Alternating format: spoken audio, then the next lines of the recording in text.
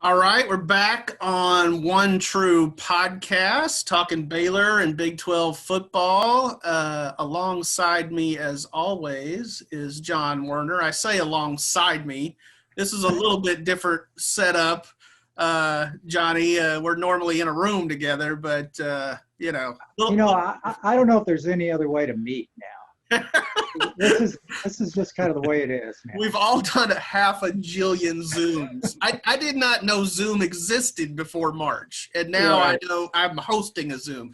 Along with us is our special guest, Mr. Max Olson. Max, good morning.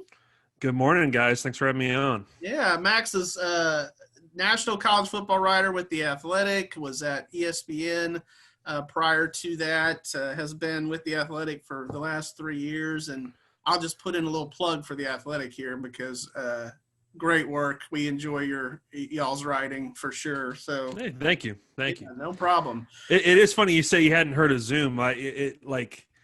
Now it's so ubiquitous and it controls our world, and it's funny to think how did Skype screw this up, right? They had the lead for a decade, and then Zoom rolls in 2020 and takes over everything, Yeah, no doubt. A great point. Skype really dropped the ball on that one. Yeah. So, guys, we will have a college football season. I mean, kind of. After the strangest offseason that is probably on record, but at least that we can remember. We will have a season. However, it'll look a lot different than anything we've experienced, especially from a standpoint of people in the stands. How do you guys expect 2020 to kind of unfold? And do you feel like there'll be an asterisk next to the champion just because, two of the major conferences aren't even playing? I mean, Max, I'm going to start with you on that one.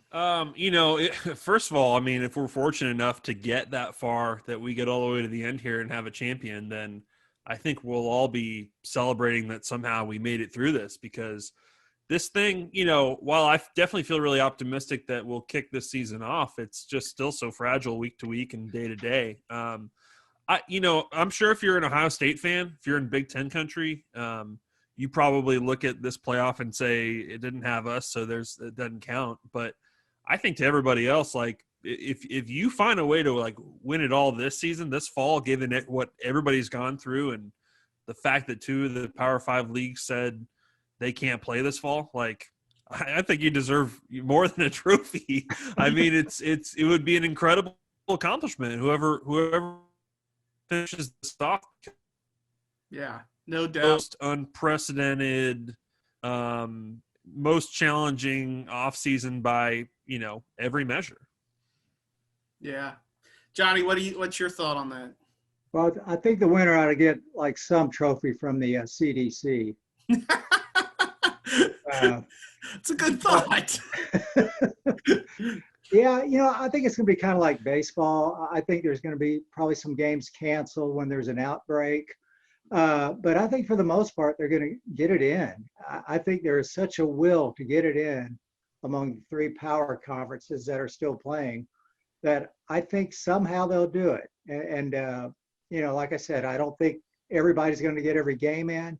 And I think it should count. I mean, I don't think there should be any asterisk at all. Like Max said, it would be quite a feat. Yeah, no doubt. I wrote a column in regards to the NBA and NHL and stuff back when they were starting their restarts, and there was a lot of talk about whether those teams would have an asterisk, and I said no way. I mean, the asterisk, if there's an asterisk, it says overcame the most challenging circumstances ever. So obviously this is a little different because you do have some teams playing and some teams not playing, and that's just sort of even hard to wrap my mind around even now. But as far as the games themselves, I mean, do you guys feel like they're going to lack some of what we've come to expect from college football in terms of atmosphere? Yeah, go ahead, Max. I mean, yes, Certainly. I mean, it's interesting to see these schools sort of still roll out their plans on what they're going to do to start the season. There's some that are going to have no fans in September. There's some that are going to try and do 25%. From an atmosphere standpoint, yeah, I mean, it's going to be fascinating to see just how different home field advantage is, if it's even a factor in a lot of these cases. I heard, like Mac Brown said yesterday, that in the ACC, they gave them approval to pump crowd noise into their stadium since they're going to have 0 fans in September.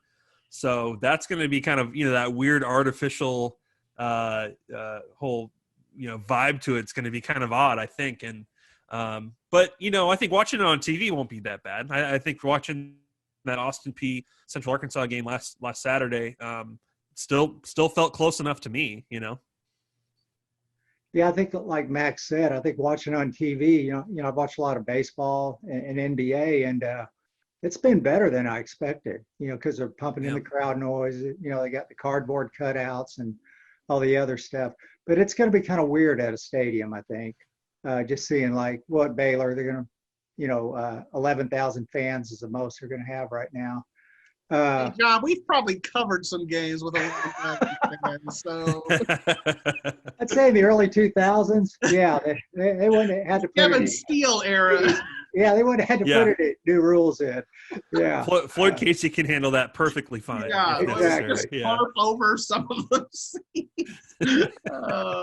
Yeah, but I'm going to be glad to see it, though. I covered a high school game last Friday, and it was fun. I mean, it was 50% capacity, and wow, it was there's plenty of room to social distance. It was fun. That's the first live event I'd covered in 5.5 months. Yeah, it's certainly good to get back to it. Did you Zoom from the press box for that one too, or did you get to go on the field and talk to people? Yeah, just out of habit, Yeah.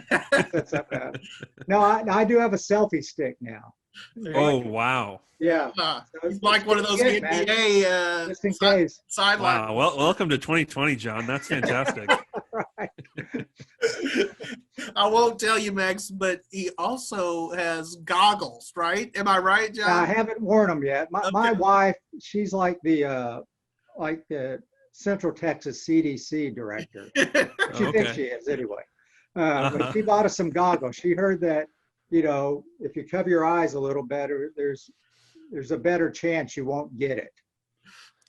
So if I see you in a press box this fall, there may be the full hazmat, maybe something like that for you. That is possible. I think that's the next step. John's gonna be there to scoop right on. the You'll be the envy of everybody in the room there. We'll be like, dang, why didn't we think of this? We had months to plan ahead for this, and John was on it. Yeah. Well, you guys kind of a good segue there because you did bring up Baylor, John. It's a kind of a paradigm shift here for Baylor. I mean, you got Matt Rhule out. He was the kind of the fast talking Yankee, he was fun to transcribe, Max. I mean, you've done it too, but oh my gosh, he got a lot in a short little time. And enter his polar opposite in terms of personality. Dave Aranda, a lot more soft-spoken, sort of measured, thoughtful. I'm going to start with you, John. You've done a lot of Zoom interviews with Dave Aranda. Haven't gotten as many, face-to-face interactions, but what's just your general impression, and do you feel like he'll fit in well at Baylor? Yeah, I think players really are kind of drawn to him because, kind of like Coach Rhule. I mean, he's really concerned about them, not just on the field. And I think they really took advantage of when they were away from campus. He and his staff got to know the players a lot better, through all the Zoom stuff. So I think that probably helps some. I'm kind of wondering what we're going to see, offensively and defensively, if we'll see more basic stuff, just because they hadn't had a whole lot of practice time. Of course, no spring drills.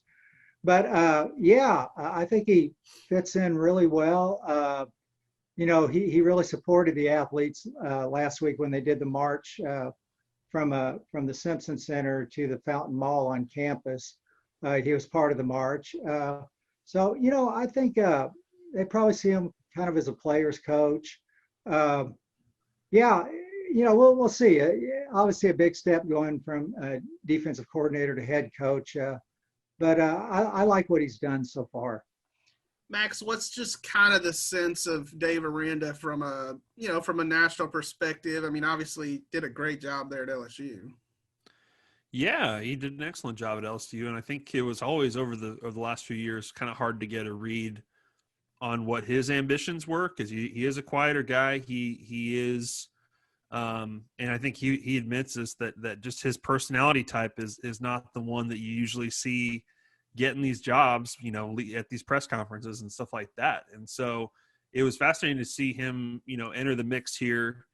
I think clearly he was ready for a job this year. He was in the mix for UNLV, and I think that just very respected defensive coordinator, defensive mind.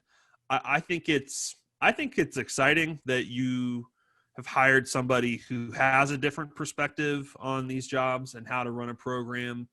And at the same time, he still walks into that building, with a championship ring from LSU last year. And I would think players respect that he has coached a lot of NFL players, and he's, won at the highest level last year. And so I think generally people will, like, you think back to after year one with Matt Rhule, it's not like everyone in Waco was giving him the benefit of the doubt. I mean, I think people will respond to your success and will respond to, your sort of grand plan here. And I think that Dave Aranda takes over when this program's in good enough shape. Like, you don't have to rebuild the culture of what Matt Rhule did at Baylor. So you don't have to teach these guys like the value of hard work or anything. So I think it's in a healthy enough position, even with, all the players you lose, that, that this can be a pretty smooth transition. It's just really hard to install a new offense and defense this offseason the way it's been, with no spring ball and just all Zoom instruction, basically. Yeah.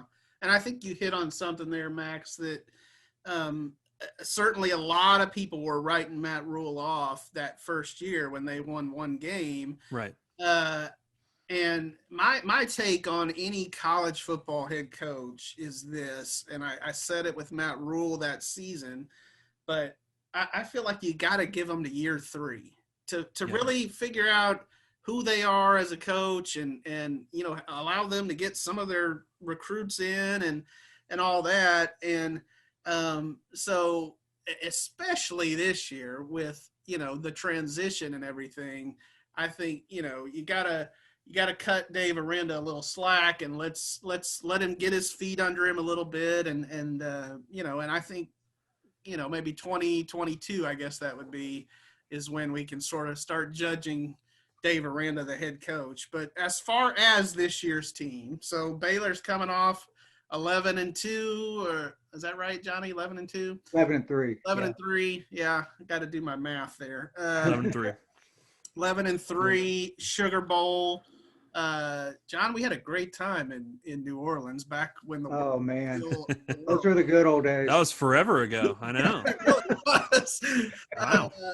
So how do you guys view this Baylor team? They were picked 5th in the Big 12 preseason poll by the coaches.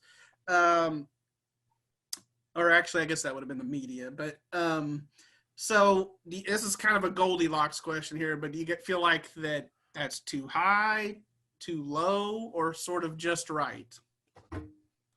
Yeah, I mean, I it's funny, like, I think if you asked me like a month ago, I probably would have said, like, just to be safe, that Baylor would maybe be like 7th in the Big 12, just because you lose, I think once you lose James Lynch and Graylin Arnold and just the guys they lost on everybody else on defense, you figure just rebuilding an entire side of the ball in the Big 12 is going to be really hard to do. But I've kind of come around. Like, I picked Baylor 5th in the conference now, and I think a big part of that is because TCU doesn't have a quarterback now. I think I kind of looked at TCU and Kansas State as kind of those wild card teams in the conference, along with Baylor, where they can certainly play with and beat a bunch of teams in the Big 12 and maybe mess up the conference race. And the more, like, as we've progressed towards getting close to the season, I feel better about Baylor than I probably did a month or two ago, just because they've added some key pieces on defense.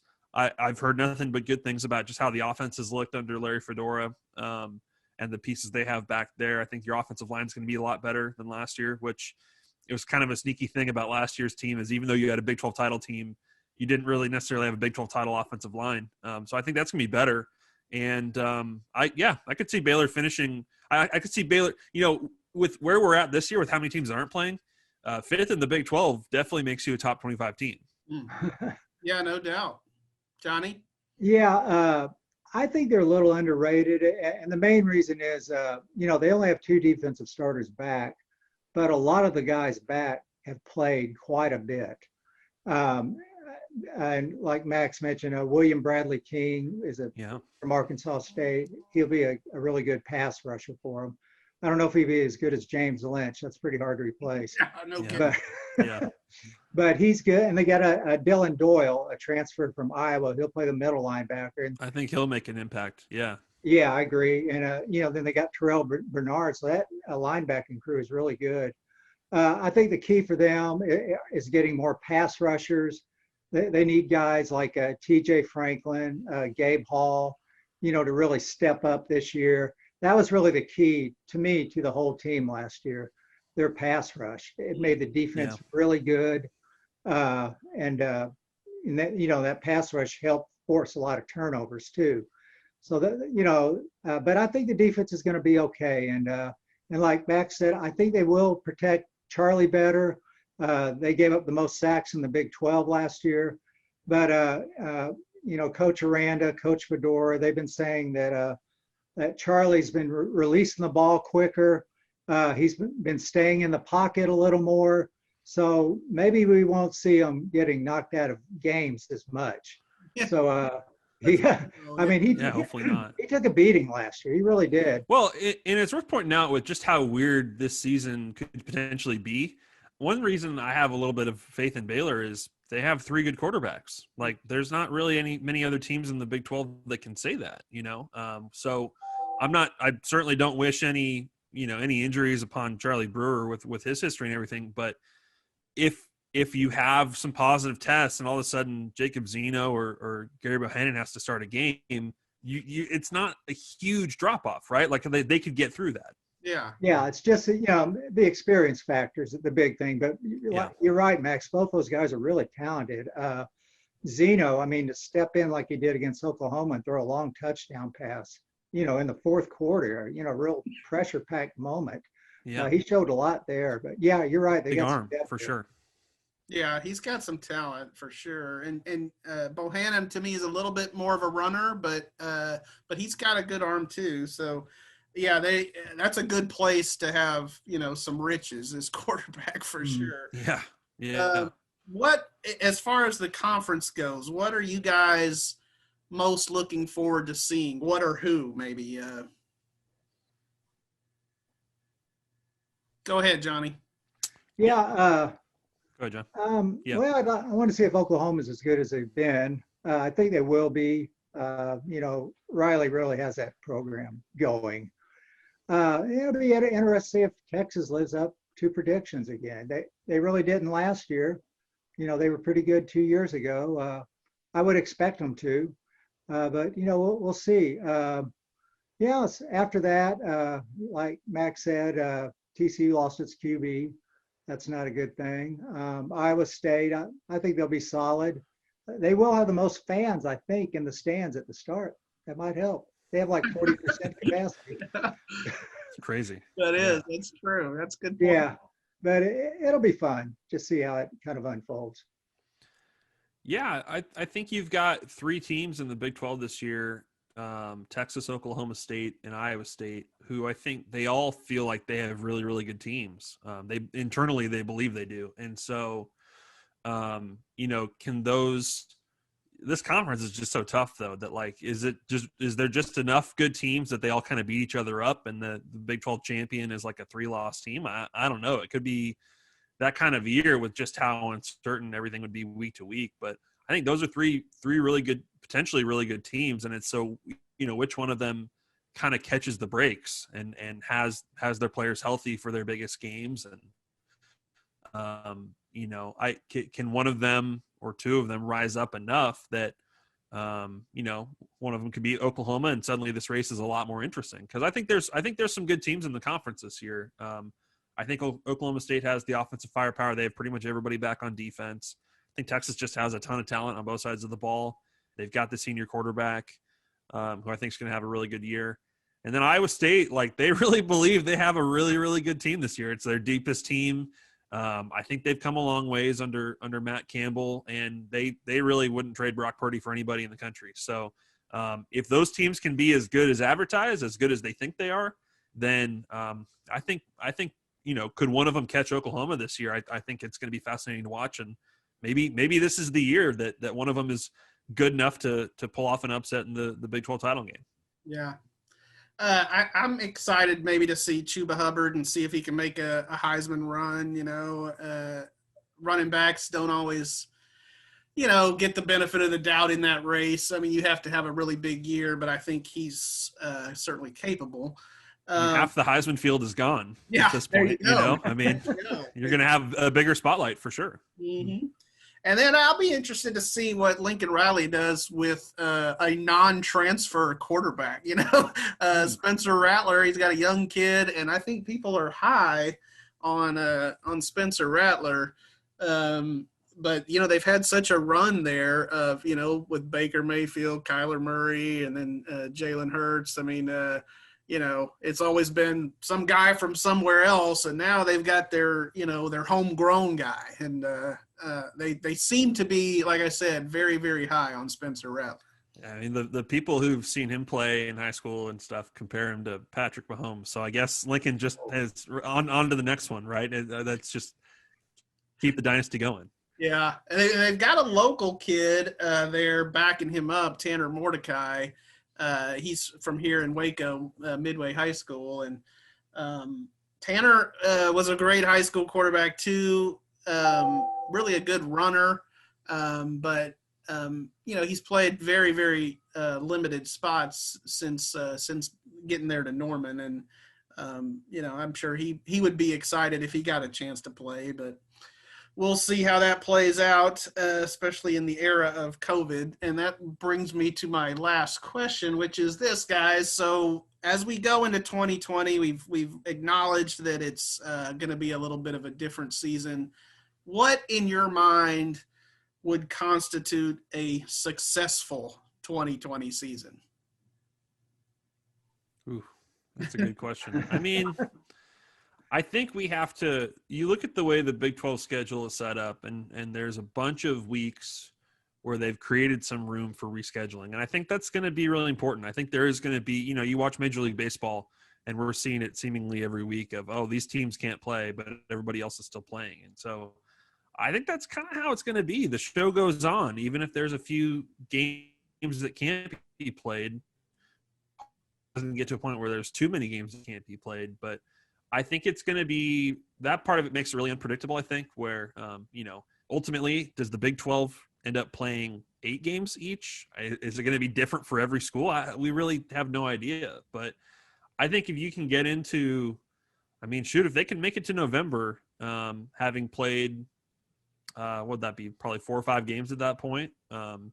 I think we'd all be thrilled, and probably a lot of folks in Big Ten and Pac-12 country would be very, very mad if it got that far. So, if we can find a way to get through this where there just aren't enough disruptions to topple the whole thing over, I think it's going to be pretty incredible to watch it play out. So I don't know.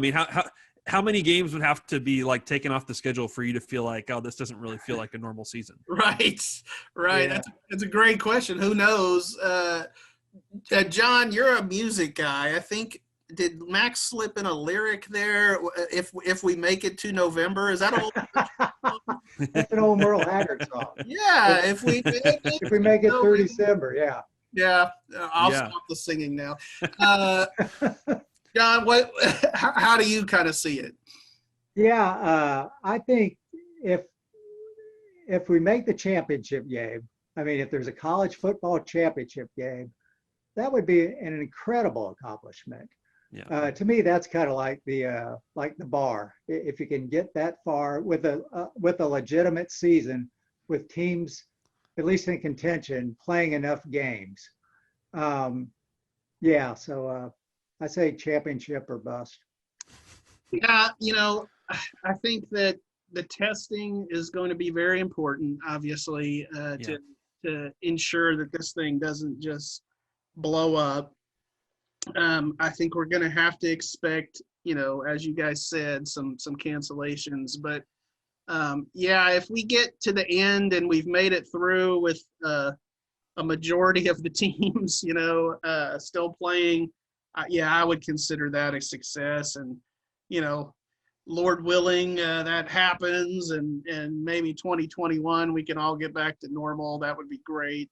Max, where will you be opening weekend after Labor Day?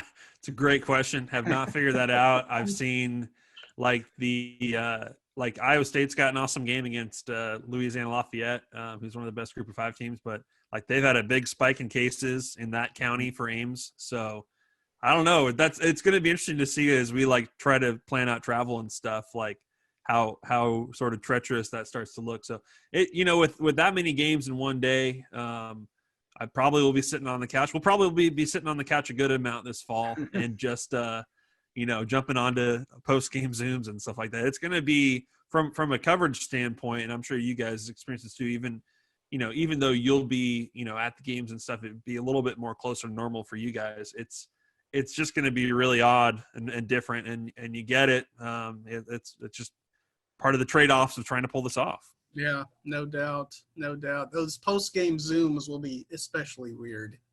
The fact that we won't go down for interviews, that's just I still have a hard time wrapping my head around that. But hopefully, would you rather watch a game from the stands then or from the press box? That's it were up to you. Yeah, we'd get a little bit more of an atmosphere. I kind of like my setup with the, all my stuff there and, the laptop and all that jazz. But I don't think the press box food's going to be quite the same. Boxed lunches. So I don't think we'll all be reaching in to scoop out ice cream from a barrel anymore. That's probably not a great call anymore. Absolutely not. Well, Max, man, thanks for joining us. And, yeah, you bet. Hopefully we may see you at a game this year. We'll wave across the press box at you. A little elbow bump. That's right. Hey, I hope so, guys. Hopefully I see you soon here, and hopefully we can just sort of keep getting through this week to week here. Yep. Thanks. Thank you, Max. Hey, thanks.